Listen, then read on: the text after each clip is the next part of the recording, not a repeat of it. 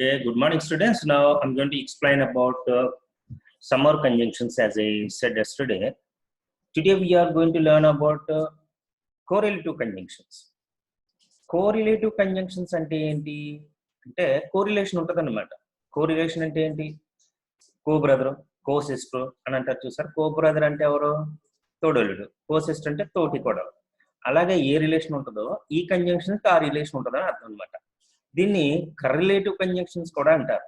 సియుఆర్ కర్ రిలేటివ్, అలాగే కో సిఓ కో relative, correlative conjunctions అనొచ్చు, కర్రిలేటివ్ కంజంక్షన్స్ అని కూడా అనొచ్చు. సో ఈ విధంగా ఈ కంజంక్షన్స్ కి ఈ పేర్లు ఉన్నాయన్నమాట.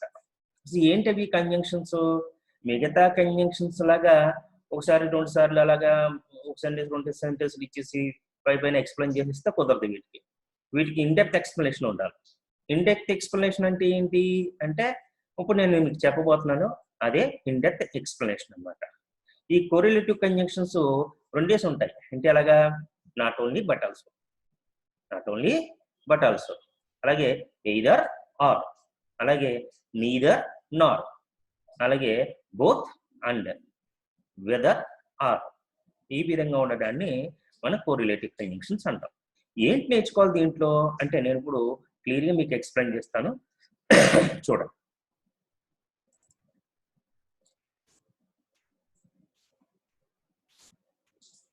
చూడండి ఇక్కడ ఉన్నాయి 31 నుంచి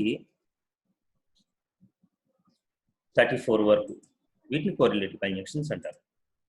సో నేను మీకు ఇక్కడ ఎక్స్ప్లెయిన్ చేస్తాను. చూడండి, కర్రిలేటివ్ కంజంక్షన్స్ అనొచ్చు, కోరిలేటివ్ కంజంక్షన్స్ అనొచ్చు. రెండోట్లో ఎలాగన్నా కరెక్టే. ఓకేనా? ఏమంటారు? The following are correlative conjunctions. What are they? They are not only but also, either or, neither nor, both and whether are. వీటికి మీనింగ్ నేను క్లియర్గా ఇందులో ఎక్స్ప్లెయిన్ చేస్తాను మీకు. ఇక్కడ చూడండి, నాట్ ఓన్లీ బట్ ఆల్సో అంటే ఏంటి? అదే కాకుండా ఇది కూడా అంటే మీనింగ్. పర్సన్ అయితే ఆవిడే కాక ఒక ఆడవాడు వచ్చింది అనుకోండి, ఆవిడే కాకుండా ఈవిడే కూడా. మనిషి అయితే అతనే కాకుండా ఇతను కూడా, నువ్వే కాకుండా నేను కూడా, డాక్టరే కాకుండా నర్సు కూడా, టీచరే కాకుండా స్టూడెంట్స్ కూడా అని మీనింగ్ వచ్చేటప్పుడు నాట్ ఓన్లీ బట్ ఆల్సో వాడతాం అన్నమాట. సో ఎలా వాడాలి వీటిని?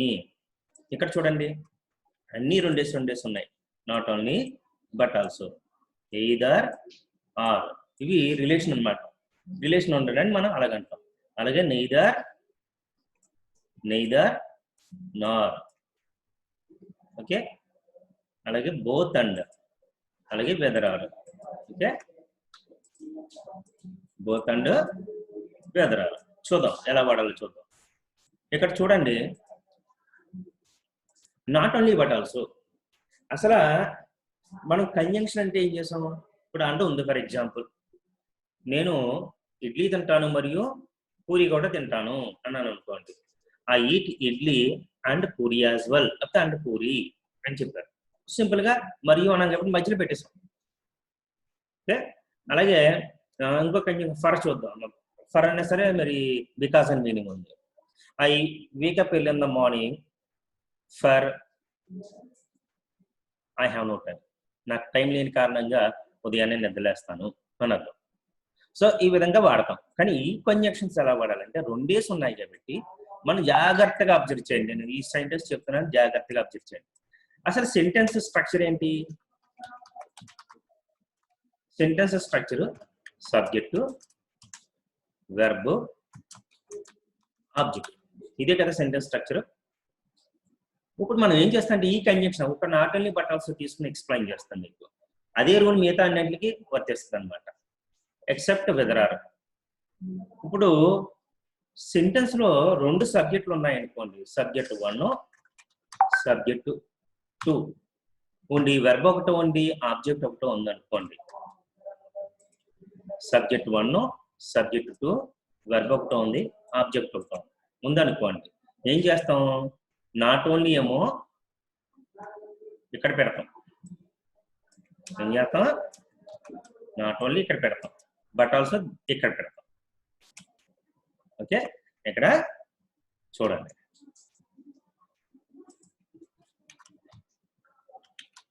నాట్ ఓన్లీ ఇక్కడ పెడతాం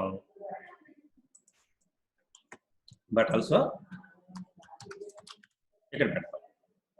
not only subject 1 but also subject 2 verb first from object. Second form అయితే అదే ఏదైతే ఇది మనకి సబ్జెక్ట్ వెర్బ్ టెన్స్ ఇంపార్టెంట్ కాదు, ఇక్కడ ఏవి రెండు ఉన్నాయో అవి ఇంపార్టెంట్. అలాగే ఇక్కడ ఏం చేసాం, ఇప్పుడు ఒక ఎగ్జాంపుల్ చూద్దాం. నాట్ ఓన్లీ ఏం చేసాం, సబ్జెక్ట్ ముందర పెట్టాం, ఇక్కడ పెట్టాం ఫస్ట్ సబ్జెక్ట్ ముందు. బట్ ఆల్సో ఏం చేసాం, సెకండ్ సబ్జెక్ట్ ముందర పెట్టాం. తర్వాత వెర్బ్ ఆబ్జెక్ట్ రాసేస్తాం. అలాగే మనకి రెండు వెర్బ్లు ఉన్నాయనుకోండి, subject plus verb 1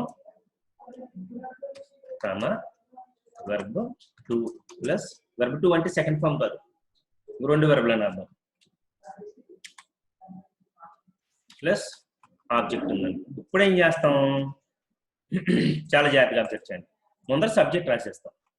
not only ఏమో సెకండ్ సబ్జెక్ట్ ముందు బట్ ఆల్సో ఏమో ఫస్ట్ సబ్జెక్ట్ ముందు బట్ ఆల్సో ఏమో సెకండ్ సబ్జెక్ట్ వెర్బ్ ముందు పెడతాం. ఇప్పుడు చూడండి, సబ్జెక్ట్ ముందర రాసేస్తాం. నాట్ ఓన్లీ ఏమో ఫస్ట్ వెర్బ్ ముందు రాస్తాం. ఎలాగా, నాట్ ఓన్లీ ఇక్కడ రాస్తాం, బట్ ఆల్సో ఎక్కడ రాస్తాం, ఇక్కడ రాస్తాం. అంటే ఎలా ఉంటుంది అనమాట, subject not only verb first form but also verb first form plus object అని అన్నమాట. అంటే సబ్జెక్ట్ ఒకటే ఉంది కాబట్టి ముందర సబ్జెక్ట్ రాసేస్తాం. అంటే ఈ నాట్ ఓన్లీ బట్ ఆల్సో ఇక్కడ ఏ రిలేటెడ్, వెర్బ్ రిలేటెడ్. ఈ 5 సెంటెన్స్ లో not only but also a related, subject related, ఇక్కడ వెర్బ్ రిలేటెడ్. ఓకేనా. అలాగే ఒకవేళ రెండు ఆబ్జెక్టులు ఉన్నాయనుకోండి, సబ్జెక్టు ప్లస్ వెర్బ్ ఒకటే ఉంటుంది ప్లస్ ఆబ్జెక్ట్ ఉంది, 1 ఆబ్జెక్ట్ 2 ఉంది అనుకోండి. మీరు ఏం చేస్తారు, అప్పుడు ఒకవేళ రెండు ఆబ్జెక్టులు ఉంటే ఏం చేస్తామంటే ఇక్కడ ముందర సబ్జెక్ట్ వెర్బ్ మామూలుగా రాసేస్తాం. నాట్ ఓన్లీ ఏమో ఫస్ట్ ఆబ్జెక్ట్ ముందు బట్ ఆల్సో ఏమో సెకండ్ ఆబ్జెక్ట్ ముందు రాస్తాం. ఎలాగా, నాట్ ఓన్లీ బట్ ఆల్సో అంటే ఎలా ఉంటుంది, subject verb not only object 1 but also object 2. ఇప్పుడు ప్రతి దానికి ఒక ఎగ్జాంపుల్ చూద్దాం, మీకు అర్థమవుతుంది. ఇప్పుడు ఇక్కడ రెండు సబ్జెక్టులు ఉంటాయి. తెలుగులో సెంటెన్స్ ఉంటుంది, నేనే కాక మా నాన్నగారు కూడా ఈ ఫంక్షన్ కి హాజరవుతారు అంటాను. ఫర్ ఎగ్జాంపుల్, అంటే యాక్చువల్లీ ఏంటనమాట, I attend this function, my father attends this function. ఇప్పుడు ఇందులో కామన్ ఏముంది, అటెండ్ దిస్ ఫంక్షన్ కామన్ గా ఉన్నాయి చూడండి, అవునా. అటెండ్ దిస్ ఫంక్షన్ కామన్ గా ఉంటే ఈ రెండు కొట్టేస్తాం. ఏవి రెండు ఉన్నాయి, సబ్జెక్టులు ఐ ఒకటి ఉంది, మై ఫాదర్ ఒకటి ఉంది. ఇప్పుడు ఏం చేస్తాం, ఈ మై ఫాదర్ తీసేసి ఇప్పుడు ఈ రెండు సెంటెన్స్లు కలపాలన్నమాట. ఫస్ట్ అంటే ఇది ఏంటి, రెండు సబ్జెక్టులు ఉన్నాయి, అటెండ్ వెర్బ్ ఒకటో ఉంది, రెండాట్లో డిస్ఫంక్షన్ ఆబ్జెక్ట్ ఒకటి ఉంది, కానీ సబ్జెక్ట్ మాత్రం ఐ మై ఫాదర్ ఉన్నారు. అందుకే ఏం చేస్తాం, not only I but also my father, అక్కడికి సబ్జెక్ట్ అయిపోయింది. ఇప్పుడు అటెండ్ కామన్ గా ఉంది కాబట్టి అటెండ్, వెర్బ్ ఆబ్జెక్ట్ కూడా దిస్ ఫంక్షన్ ఒకటే ఉంది కాబట్టి రాస్తాం. బాగా ఉంది, రైట్. ఇప్పుడు ఈ వెర్బ్ ఏ ఫామ్ ఉండాలి, ఇక్కడ రెండో సబ్జెక్ట్ని బట్టి వెర్బ్ డిసైడ్ అవ్వాలి. ఇది first subject not only I but also my father ఉంది. సెకండ్ సబ్జెక్ట్ ఎవరు, మై ఫాదర్. మై ఫాదర్కి ఇక్కడ ఏం చేశాను, వెర్బ్ ఫామ్ పెట్టాను. ఇక్కడ కూడా మీరు వెర్బ్ ఫామ్ పెట్టాలి. అంటే సెకండ్ సబ్జెక్ట్ని బట్టి వెర్బ్ ఫాలో అవుతుంది అనమాట, ఫస్ట్ సబ్జెక్ట్ని బట్టి కాదు. అర్థమవుతుందా, ఇది కరెక్ట్.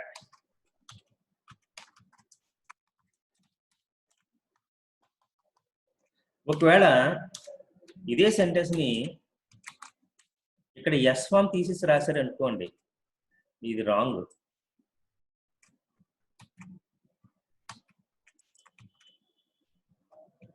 ఇది రాంగ్ అండి. ఎందుకు, సెకండ్ సబ్జెక్ట్ ని బట్టి మనం వెర్బ్ ఫాలో అవ్వాలి. అది బాగా గుర్తు పెట్టుకోండి మీరు. ఈ కోరిలేటివ్ కంజంక్షన్స్ లో ఎప్పుడు కూడా మనం చేయాల్సింది ఏంటి, సెకండ్ సబ్జెక్ట్ ని బట్టి వెర్బ్ ఫాలో అవుతుంది. ఫర్ ఎగ్జాంపుల్ ఇది సెకండ్ సబ్జెక్ట్, ఓకే. ఇప్పుడు ఏం చేయాలి, ఇప్పుడు మనం ఈ సెకండ్ సబ్జెక్ట్ని బట్టి వెర్బ్ ఫాలో అవుతుంది కాబట్టి మై ఫాదర్ ఇక్కడ ఏముంది ఇక్కడ చూడండి, ఇందులో సెకండ్ సబ్జెక్ట్ ఎవరు? My father. దీన్ని బట్టి వెర్బ్ ఫాలో అవ్వాలి. సంతకం తప్పు. ఇక్కడ సెకండ్ సబ్జెక్ట్ చూడు, ఇక్కడ సెకండ్ సబ్జెక్ట్ మై ఫాదర్. ఇక్కడ మై ఫాదర్ హీతో సమానం కాబట్టి వెర్బ్కి S1 పెడతాం అనమాట. ఫస్ట్ సబ్జెక్ట్ని తీసుకోకూడదు. అలాగే మిగతా కంజంక్షన్స్ అన్ని కూడా నేను బోత్ అండ్ కొంచెం తేడా ఉంది, అది నేను చెప్తాను తర్వాత. మొత్తం ఇదే రూల్ ఫాలో అయిపోయింది. ఇక్కడ ఎప్పుడు కూడా ఫస్ట్ సబ్జెక్ట్ని should not be taken into consideration. The second subject is very very important.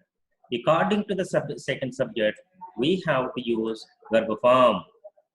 Okay, ఇప్పుడు ఒక ఎగ్జాంపుల్ చూద్దాం. ఇక్కడ నేను రివర్స్ చేస్తాను. Not only my father but also I. Attend అనాలా, అటెండ్స్ అనాలా, ఏమనాలి? ఇక్కడ సెకండ్ సబ్జెక్ట్ ఎవరు? ఐ. సెకండ్ సబ్జెక్ట్ ఐకి వెస్వం వాడాం కదా, అందుకని అటెండ్స్ తప్పు, ఇది రాయకూడదు. ఇది వచ్చిందా? ఇది తప్పు అనమాట. Okay,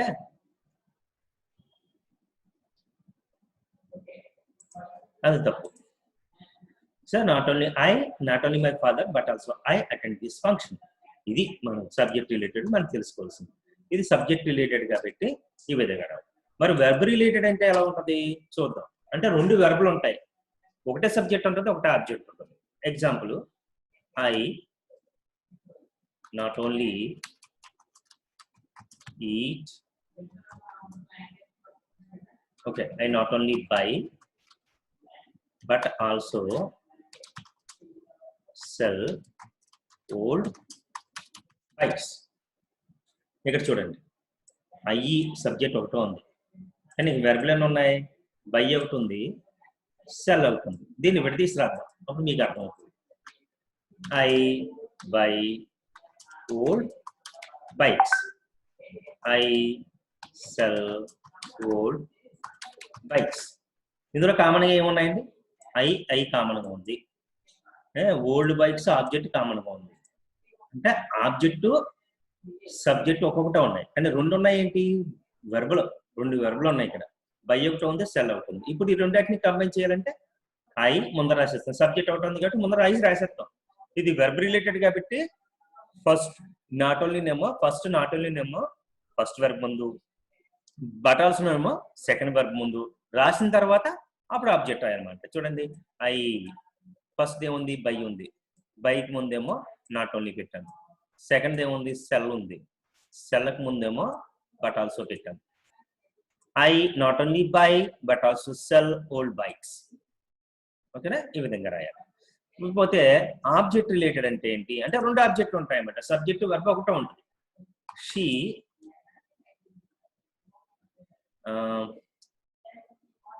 sells, she sells and she sells and fish.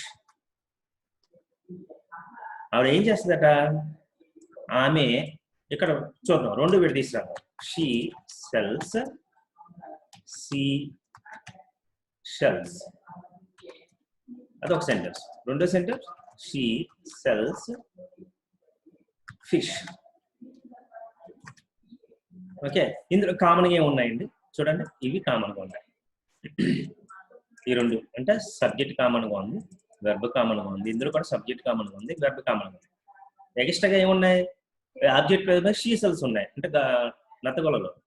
అలాగే ఫిష్, చేపలు అమ్ముతుందంట, షెల్స్ కూడా అమ్ముతుందంట, గవల్లటి అనమాట, అవి కూడా అమ్ముతుంది. ఇప్పుడు ఈ రెండాటిని కలిపేస్తే ఎలాగ వస్తుంది? ఈ విధంగా వస్తుంది.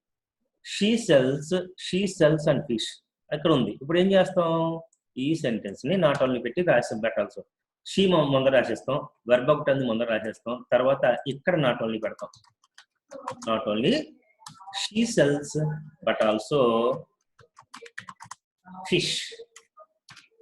ఆమె షీ సెల్స్ అయి కాకుండా ఫిష్ కూడా అమ్ముతుంది అంటే చేపలు కూడా అమ్ముతుంది అని అంటారు. ఫిష్ ఇప్పుడు ప్లూరల్ గా తీసుకోవాలి.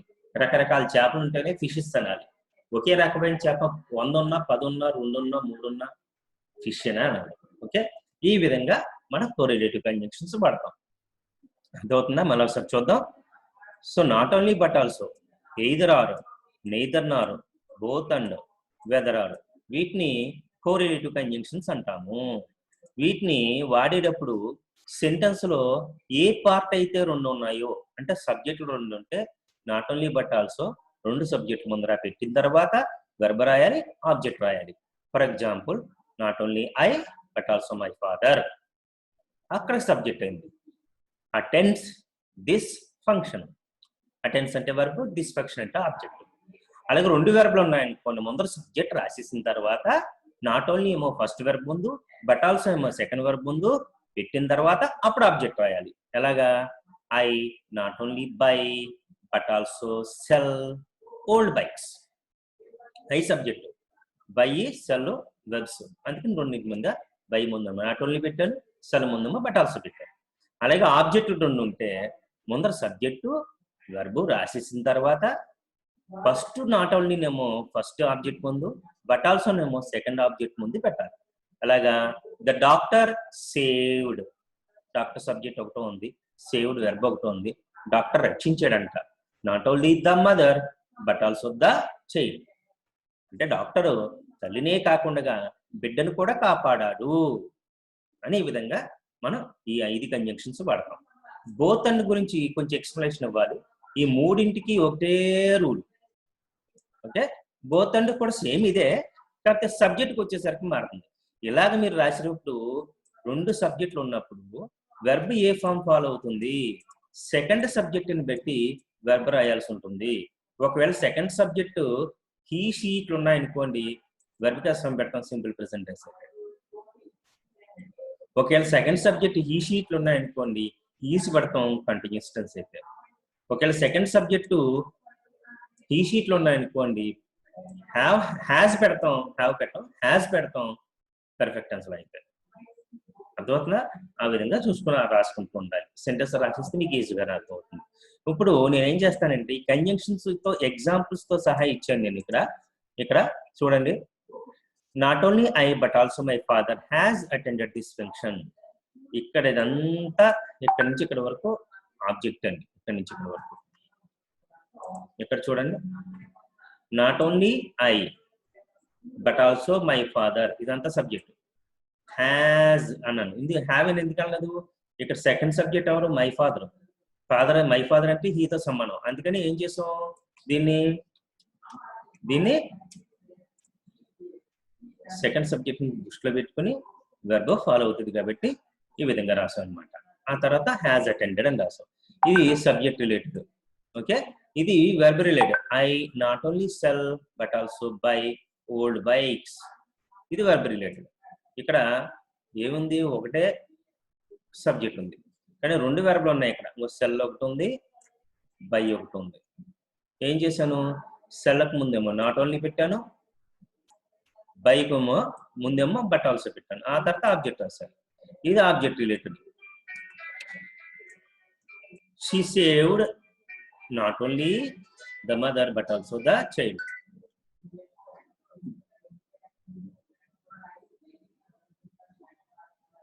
బట్ ఆల్సో ద చైల్డ్, ఇది ఆబ్జెక్ట్ రిలేటెడ్.